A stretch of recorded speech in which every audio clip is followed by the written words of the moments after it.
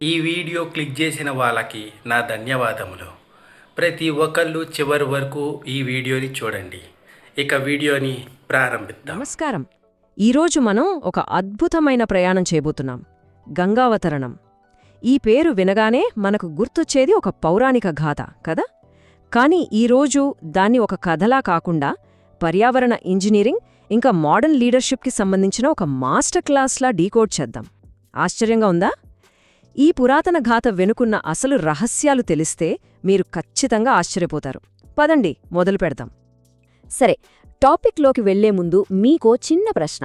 మనం రోజూ చూసే నదులు కేవలం నీటి ప్రవాహాలు మాత్రమేనా, లేక ఒక అద్భుతమైన నాగరికతను మోస్తున్న ప్రాణధారలా? ఒక్కసారి ఊహించండి, ఒకానొక సమయంలో అసలు గంగానది భూమిమీదే లేదు. ఆ మహాప్రవాహం ఆకాశం నుండి నేరుగా నేలమీదకు దూకింది. వినడానికే ఎంతో రోమాంచితంగా ఉంది కదూ. అసలు ఈ పౌరాణిక దృశ్యం మనకేం చెప్తోంది? మనం ఈ విషయాన్ని పూర్తిగా అర్థం చేసుకోవడానికి ఒక 6 పాయింట్స్ మీద ఫోకస్ చేద్దాం. గంగావతరణం కథ, విజనరీ లీడర్గా భగీరథుడు, శివుని జటాజూటంలో ఉన్న ఎకలాజికల్ ఇంజనీరింగ్, నీటి శుద్ధీకరణ వెనుక ఉన్న సైన్స్, ఒక గొప్ప నదీ నాగరికత ఎలా మొదలయ్యింది, అలాగే చివరగా మన కాలానికి ఆధునిక భగీరథుల అవసరం ఎంతుందో చూద్దాం. మొదటి అంశం గంగావతరణం, ఆకాశం నుండి నేల వరకు. ఒక్కసారి ఈ పురాణాన్ని, మన సైన్స్ని పక్కపక్కన పెట్టి చూద్దాం. గంగా నేరుగా స్వర్గం నుండి దిగివచ్చింది అనేది పురాణం. అయితే సైన్స్ ఏం చెబుతోందంటే, కొన్ని మిలియన్ల సంవత్సరాల క్రితం జరిగిన టెక్టానిక్ ప్లేట్ల కదలికల వల్ల హిమాలయాలు ఏర్పడ్డాయి. ఆ మంచు కరగడం వల్లే ఈ మహాప్రవాహం మొదలైంది. ఆగండి. ఇంతవరకు వీడియో చూసినందుకు చాలా ధన్యవాదములు. మీకేమన్నా ఎటువంటి డౌట్లు ఉంటే ఆ డౌట్ని కింద కామెంట్లో మీరు పొందపరచండి. నేను ప్రతి దానికి రిప్లై ఇస్తాను. ఇక మిగతా వీడియోని కంటిన్యూ. కథ ఏదైనా రెండూ కూడా భూమి మీద జరిగిన ఒక అద్భుతమైన మార్పును సూచిస్తున్నాయి, అవునా? అయితే ఇక్కడ మనల్ని ఆలోచింపజేసే ఒక పెద్ద ప్రశ్న ఉంది. ఒక మహారాజు సింహాసనం, రాజ్యభోగాలు వదిలేసి అడవుల్లో కఠినమైన తపస్సు చేయడానికి ఎందుకు వెళ్లాడు? అసలు భగీరథుణ్ణి అంతలా ముందుకు నడిపించిన ఆ బలమైన కారణమేంటి? ఆయన మైండ్ సెట్ ఎలాంటిది? ఇక్కడే మన రెండో పాయింట్ వస్తుంది. దార్శనిక నాయకుడు భగీరథుడు. భగీరథ ప్రయత్నం. ఈ పదం మన చాలాసార్లు వినే ఉంటాం కదా. ఏదైనా దాదాపు అసాధ్యం అనుకున్న పనిని ఎవరైనా సాధిస్తే ఈ పదాన్ని వాడుతుంటాం. కాని నిజానికి ఇదొక గొప్ప సోషల్ యాక్షన్. ఒకే ఒక్క మనిషి తన పట్టుదలతో ఏకంగా సమాజాన్ని మార్చగలడనడానికి ఇదొక పర్ఫెక్ట్ ఎగ్జాంపుల్. మోడ్రన్ లీడర్షిప్ అంటే ఇదే కదా. అసాధ్యం అనుకున్న లక్ష్యం కోసం అవిశ్రాంతంగా పోరాడడం. ఆయన లీడర్షిప్కి కోర్ పాయింట్ ఏంటంటే, నా వ్యక్తిగత సుఖాల కంటే రాబోయే భవిష్యత్ తరాల మనుగడ ముఖ్యం. ఎంత పవర్ఫుల్ థాట్ కదా ఇది.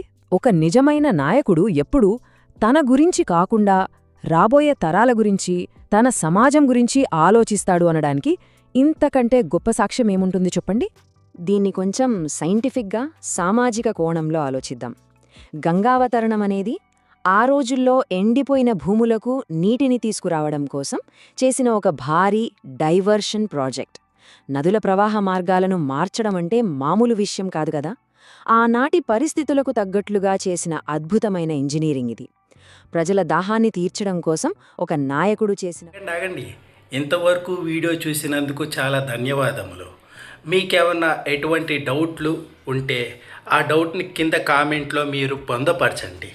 నేను ప్రతి దానికి రిప్లై ఇస్తాను. ఇక మిగతా వీడియోని కంటిన్యూ. పోరాటంగా మనం దీన్ని చూడాలి. సరే, మరి అంత భారీ ప్రవాహం భూమిని తాకినప్పుడేం జరిగింది?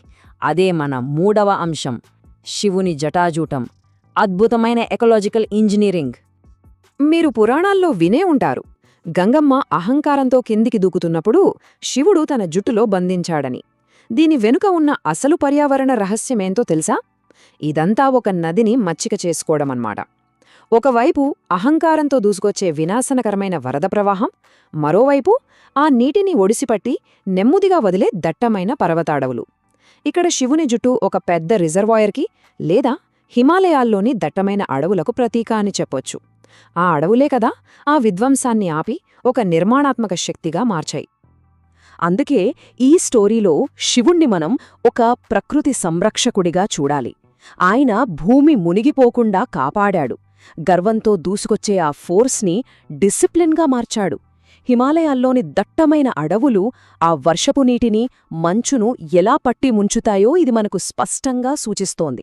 ప్రకృతి శక్తులను మనం కంట్రోల్ చేస్తూనే వాటిని ఎలా రెస్పెక్ట్ చేయాలో ఈ ఘట్టం ఎంతో అద్భుతంగా చెబుతోంది. ఇప్పుడు ఈ పౌరాణిక ఇంజనీరింగ్ నుండి కొంచెం అసలైన సైన్స్ వైపు వెళ్దాం. 4వ విభాగం, the science of purification. Ganga జలాల్లో అసలు ఎందుకంత ప్రత్యేకత ఉందో ఎప్పుడైనా ఆలోచించారా? గంగ పుట్టుక మంచు యుగం తర్వాత గ్లేషియర్లు కరగడం వల్లే జరిగింది. దాన్ని మనం పవిత్ర జలమంటాం. ఎందుకంటే అందులో అత్యధిక మినరల్స్, ఆక్సిజన్ స్థాయిలో ఆగండి. ఇంతవరకు వీడియో చూసినందుకు చాలా ధన్యవాదములు. మీకేమన్నా ఎటువంటి డౌట్లు ఉంటే ఆ డౌట్ని కింద కామెంట్లో మీరు పొందపరచండి. నేను ప్రతి దానికి రిప్లై ఇస్తాను. ఇక మిగతా వీడియోని కంటిన్యూ. ఇక ముఖ్యమైన విషయం, గంగ నీరు ఎప్పటికీ పాడవదు కదా. దీనికి కారణం ఆ నీటిలో ఉండే బ్యాక్టీరియోఫేజెస్ అనే వైరస్లు. ఇవి నీటిలోని హానికర బ్యాక్టీరియాను తినేస్తాయి. అంటే అక్షరాల ఇది భూమిపై ఉన్న ఒక అద్భుతమైన సహజ సిద్ధమైన వాటర్ ప్యూరిఫైయర్ వ్యవస్థనమాట. అయితే ఈ మహాప్రవాహం నేల మీదకు వచ్చాక ఏమైంది? అదే మన 5వ విభాగం, ఒక నదీ నాగరికత నిర్మాణం. ఈ ఒక్క ప్రాజెక్ట్ మానవ చరిత్రను ఎలా మార్చేసిందో చూస్తే నిజంగా ఆశ్చర్యమేస్తుంది. మిలియన్ల సంవత్సరాల క్రితం టెక్టానిక్ ప్లేట్లు హిమాలయాలను ఏర్పర్చాయి.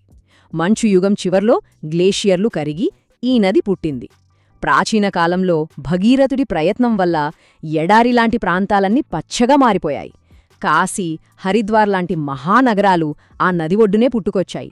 చూస్తుండగానే ఒక భారీ నాగరికతకు, ఆర్థిక వ్యవస్థకు ఈ నది అతి పెద్ద వెన్నెముకగా మారిపోయింది. నిజం చెప్పాలంటే ఇది కేవలం నది కాదు, ప్రకృతికి మరియు మానవాళికి మధ్య కుదిరిన ఒక అద్భుతమైన ఒప్పందం. నది కేవలం ప్రవహించి ఊరుకోలేదు, ఒక బిడ్డలా ఈ నాగరికతను పోషించింది. అందుకే మనవాళ్లు ఎంతో భావోద్వేగంతో ఆ నదిని గంగమ్మ తల్లి అని పిలవడం మొదలుపెట్టారు. మనుషులకు ప్రకృతికి మధ్య ఉన్న కనెక్షన్ ఎంత లోతైనదో కదా. కాని ఇంత గొప్ప చరిత్ర ఉన్న నది ఈరోజు ఎలా ఉంది? ఇక్కడే మనం ఆఖరి విభాగానికి చేరుకున్నాం, ఆధునిక భగీరథుల ఆవశ్యకత. ఆనాడు భగీరథుడు అంత అద్భుతాన్ని సాధిస్తే ఈనాడు మనం ఆ నదిని ఎలా చూసుకుంటున్నాం? మన ముందున్న ఆగండి. ఇంతవరకు వీడియో చూసినందుకు చాలా ధన్యవాదములు. మీకేమన్నా ఎటువంటి డౌట్లు ఉంటే ఆ డౌట్ని కింద కామెంట్లో మీరు పొందపరచండి. నేను ప్రతి దానికి రిప్లై ఇస్తాను. ఇక మిగతా వీడియోని కంటిన్యూ. ఒక పక్క పెరుగుతున్న పారిశ్రామిక కాలుష్యం, పేరుకుపోతున్న వ్యర్థాలు, ఇంకో పక్క కనివిని ఎరుగని క్లైమేట్ చేంజ్, అన్నిటికీ మించి భయంకరంగా కరిగిపోతున్న గంగోత్రి గ్లేషియర్. ఎంతో కష్టపడి భగీరథుడు నేలమీదికి తెచ్చుకున్న ఆ మహాప్రవాహం ఉనికికే ఇప్పుడు అతిపెద్ద ప్రమాదమేర్పడింది. పురాణంలో ఒక మాట అంటారు, ఒకరోజు గంగమ్మ మళ్లీ స్వర్గానికి వెళ్ళిపోతుంది అని. ఆ మాట వెనుకున్న రియల్ వార్నింగ్ ఏంటో తెలుసా? ఆకాశానికి వెళ్ళిపోవడమంటే ఎటో వెళ్ళిపోవడం కాదు, మన నిర్లక్ష్యం వల్ల ఈ నది పూర్తిగా ఎండిపోవడం. ప్రకృతిని మనం సరిగ్గా చూసుకోనప్పుడు జరిగే పెద్ద వినాశనానికి ఇదొక ప్రత్యక్ష ఉదాహరణ. మనందర్నీ మేల్కొల్పాల్సిన చేదు నిజమిది. అందుకే ఈరోజు మనకు కావాల్సింది ఒక మోడర్న్ భగీరథుడు. అవును, మోడర్న్ భగీరథుడు అంటే ఎవరో కాదు, అంతరించిపోతున్న మన జలవనరులను కాపాడుకోవడానికి వివేకాన్ని, నాయకత్వాన్ని ప్రదర్శించే ప్రతి ఒక్కరూ. ఆనాటి భగీరథుడి విజన్ని, ఆ పట్టుదలను మనం ఎలా ముందుకు తీసుకువెళ్లబోతున్నామన్నదే ఈ తరానికున్న అతి పెద్ద సవాలు. ఎందుకంటే మనం మన భవిష్యత్ తరాలకు సమాధానం చెప్పాలి కదా. చివరగా ఒకే ఒక్క మాట, ఈ మహాప్రవాహాన్ని కాపాడుకునే వివేకాన్ని మనం ప్రదర్శిస్తున్నామా, లేక మన చేతులతో మనమే గంగమ్మను తిరిగి ఆకాశానికి పంపేస్తున్నామా? మన పర్యావరణాన్ని బతికించుకునే ఈ పోరాటంలో మన పాత్ర ఏంటి అనేది ఈ విశ్లేషణ మనల్ని ప్రశ్నిస్తూనే ఉంటుంది. ఒక్కసారి సీరియస్గా ఆలోచించండి. మళ్ళీ మరొక ఆసక్తికరమైన విశ్లేషణతో కలుద్దాం. ఆగండి, వెళ్ళిపోకండి. ఇంతవరకు వీడియో చూశారు కదా, మీరు ఏమర్థం చేసుకున్నారో ఒక మాటలో కామెంట్ సెక్షన్లో రాయండి. నేను తిరిగి దానికి రిప్లై ఇస్తాను. ఇక సెలవు, తర్వాత వీడియోలో కలుసుకుందాం.